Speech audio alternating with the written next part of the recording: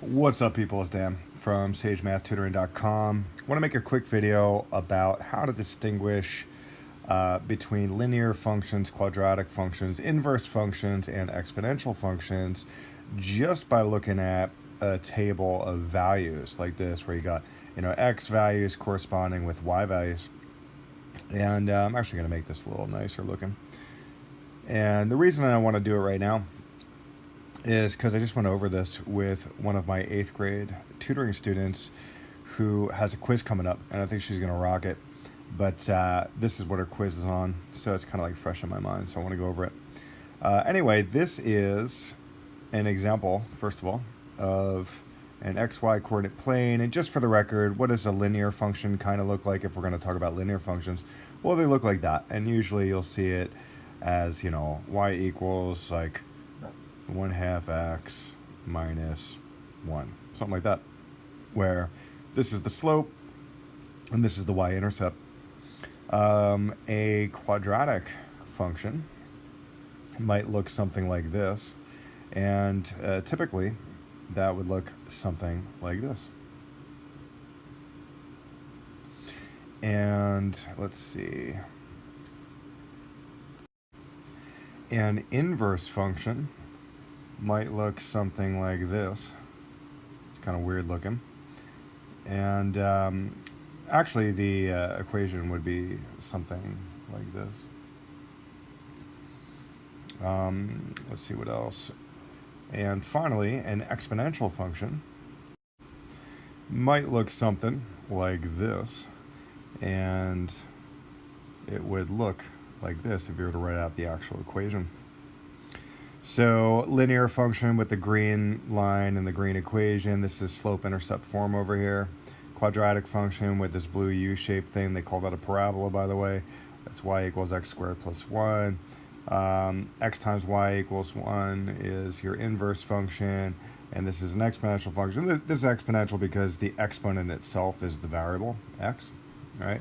So the question is, okay, well, maybe I'm an expert at like figuring out how to figure out what each function is by looking at the graph, but can I distinguish between these different kinds of functions by looking at the table? So that's what this is about.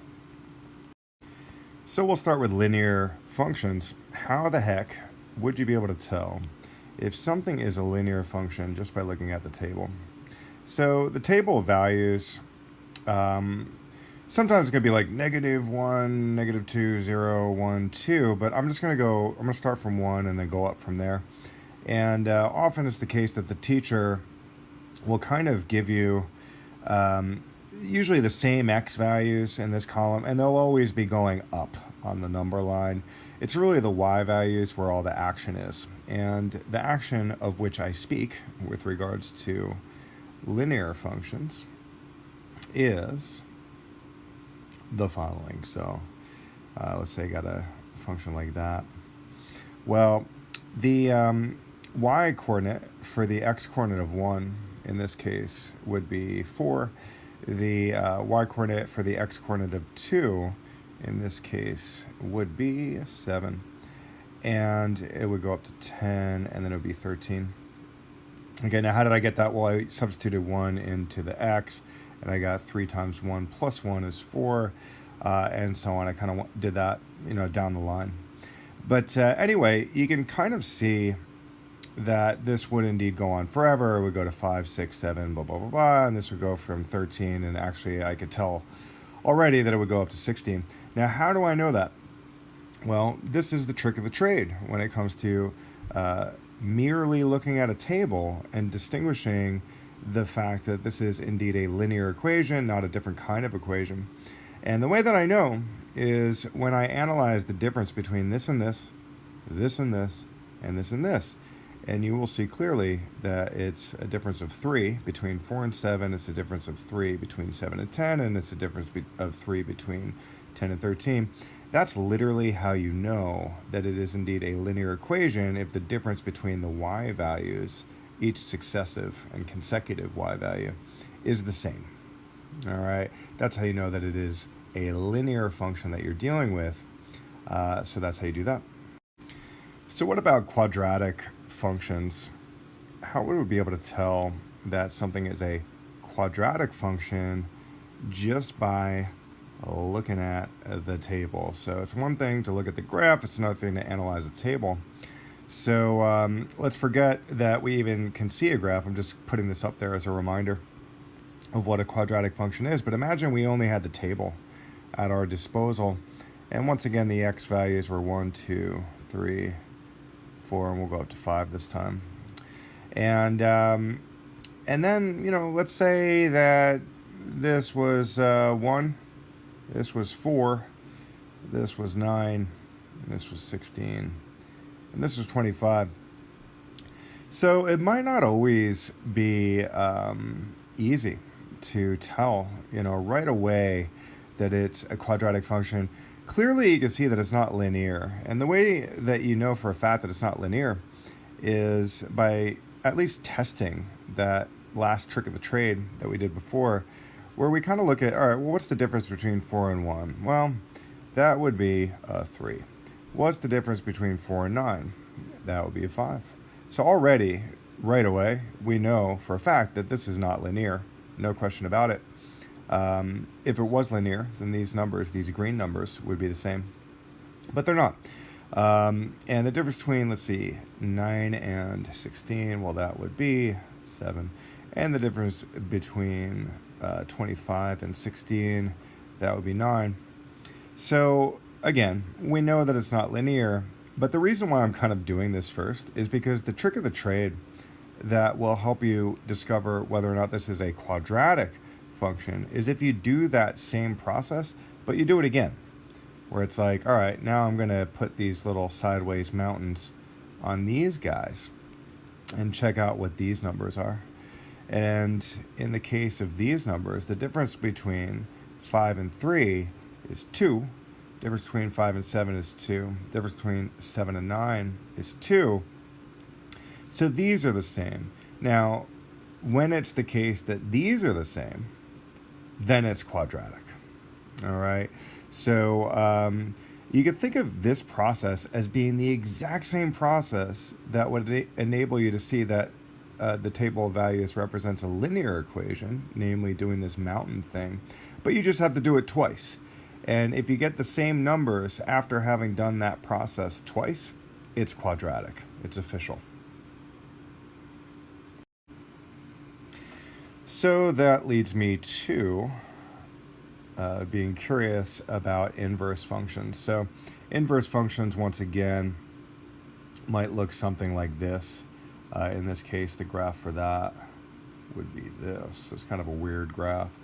And if you want to get sort of technical about it, the sort of abstract way of representing an inverse function is this. Okay, where k is the number here. I've also seen inverse functions as represented thusly, where you have like some number above x. I think that's fairly common, right? But the question is, how do I know just from the table of values that we're dealing with an inverse function? Well, in my opinion, the best way is to really focus on this form right here. And some of you already might be able to see where this is going. Once again, we're going to use 1, 2, 3, 4, 5 for the x values. And let's see.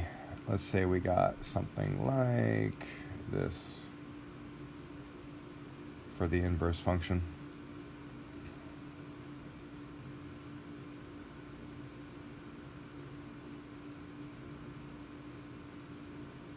All right. Now, let's say you didn't have any of this at your disposal. All you had was this table of values. And you're like, all right, well, let me see if it's linear. And you could do that by being like, okay, it's a difference of 5 here. It's a difference of, 2.6666 there. So clearly it's not linear, right? Difference between these two values is going to be, let's see, so that's like 0.75, I think. And then the difference between these two values is going to be 0.5. So clearly it's not linear. And then I could go ahead and be like, all right, well, maybe it's quadratic, so I would check the difference between these guys and these guys. You could also do this, but to be honest, you don't even have to do that one. You could really just focus on these two. And you would come to realize upon analysis that this would be, let's see, 2 1/3, which is really that. And this right here would be, this would be like 1.9. So already we can see that these are not the same. So therefore, this table does not represent a quadratic function either. So we're going to have to continue with our analysis and see if we can figure out what it is. Now, you could see pretty quickly, actually, and I hope my student does this on the quiz. In fact, I would say you might want to check and see if the table of values that you're given is an inverse function first, because it's actually really easy to check and see if it's an inverse function. And as some of you may have noticed already, all you really got to do is just multiply the x term times the y term, or the x value times the y value. And if you get the same number, like all the way down the line, then you know for a fact that it's an inverse function. So let's test it out. 1 times 10, well, that's definitely 10. 2 times 5, well, that's definitely 10 as well. So it's already looking like it's an inverse function. 3 times 3 1/3, that would be 10. Let's see. 4 times 2.5, that's definitely a 10 as well.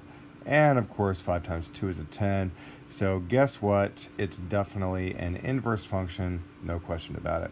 So that's how you test to see if it's an inverse function. So finally, how the heck do you know when the function or the table of values that you're given represents an exponential function? Now, once again, an exponential function might look something like that. And in this case, maybe it's this. But if you want to get abstract about it, it would be something like this, where it's like a times b to the x, where b is the number that's consistently being raised to a new power. A is the coefficient in front of that number. So in this case, b is 2. And a is the invisible 1 that's being multiplied to the 2 right now. So the way to handle realizing that it's an exponential function if you're given a table of values is also pretty easy, similar to the inverse function thing. Like, I think the inverse function was pretty easy. This is pretty easy as well. So for example, let's say you have something like this. And like that. The way to do this is to once again analyze each successive y value. I'm going to draw this like weird arrow though, because I don't want you to have in your head that it's the same thing as what you would do for a linear function. All right, so I'm drawing this weird arrow with a division symbol in between these two values. And that's going to be a symbol for what I want you to do when you're sort of testing to see if the table of values represents an exponential function. So this is a division symbol as well. It's kind of messy handwriting, but you get the idea. So some of you might already know where this is going. Where basically, it's an exponential function if 4 divided by 2 is the same thing as 8 divided by 4, which, by the way, is the same thing as 16 divided by 8 and 32 divided by 16. Now, some of you might be doing this in your head already, but let's put it to the test.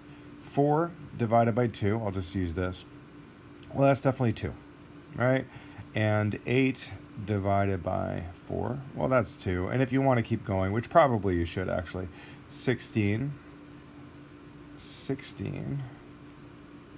divided by 8, well, that's 2 as well. We'll draw boxes around these to separate it. And finally, drum roll. We'll do it up here, whatever. It would be a weird looking box. 32 divided by 16 equals 2. So guess what? 2, 2, 2, 2. So if you have this division sort of relationship between all these y values, guess what? It's an exponential function. So anyway, that is the concise way of going about it. I'm not going to really worry too much about why all of this works out.